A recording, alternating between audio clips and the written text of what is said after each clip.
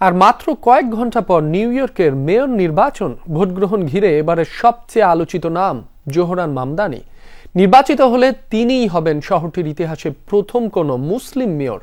সব জনমত জরিপ কিংবা আগাম ভোটের বুথ ফেরত জরিপে আপাতত সবচেয়ে এগিয়ে আছেন ডেমোক্র্যাট মনোনীত এই প্রার্থী। বিশ্লেষকরা বলছেন, নির্বাচন কেন্দ্রিক ভিন্ন কৌশলের কারণেই ভোটারদের কাছে তুমুল জনপ্রিয়তা পেয়েছেন জোহরান মামদানি।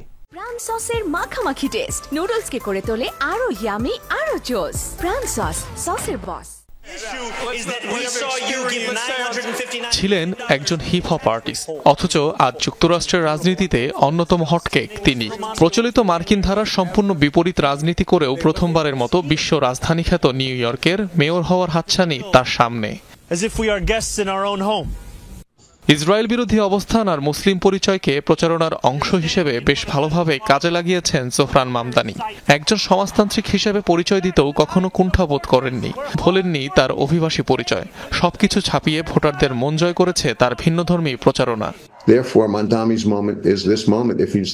এটা মামদানির মুহূর্ত হতে পারে। এর অন্যতম কারণ হলো এই শহরের জনসংখ্যার ভিন্নতা। কেননা এখানে অনেক তরুণ আছেন যারা ইন্টারনেট ও কম্পিউটার সংশ্লিষ্ট খাতে কাজ করেন, যারা পরিবর্তন আনার চেষ্টা করছে। তাদের কাছে মামদানি নতুন কেউ হতে পারেন।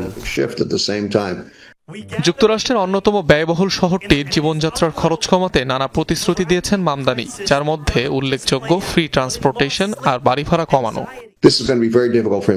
তিনি যে ধারণাগুলির কথা বলছেন তা খুবই সুন্দর এবং আদর্শিক, কিন্তু শহরটি খুব গুরুতর আর্থিক সংকটে রয়েছে। জানি না তিনি এটা কিভাবে করবেন, তবে যদি করতে পারেন তা হবে অসাধারণ।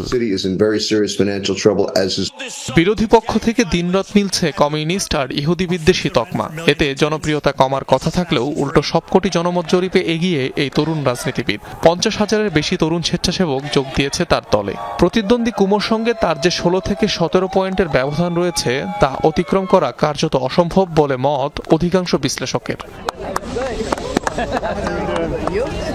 জনপ্রিয়তা জরিপে এগিয়ে থাকলেও কেবল ভোটের ফলে বলতে পারবে নিউ ইয়র্ক তার প্রথম মুসলিম মেয়র পেতে যাচ্ছে কিনা, আর কতটা কাজ করবে মামদানি ম্যাজিক।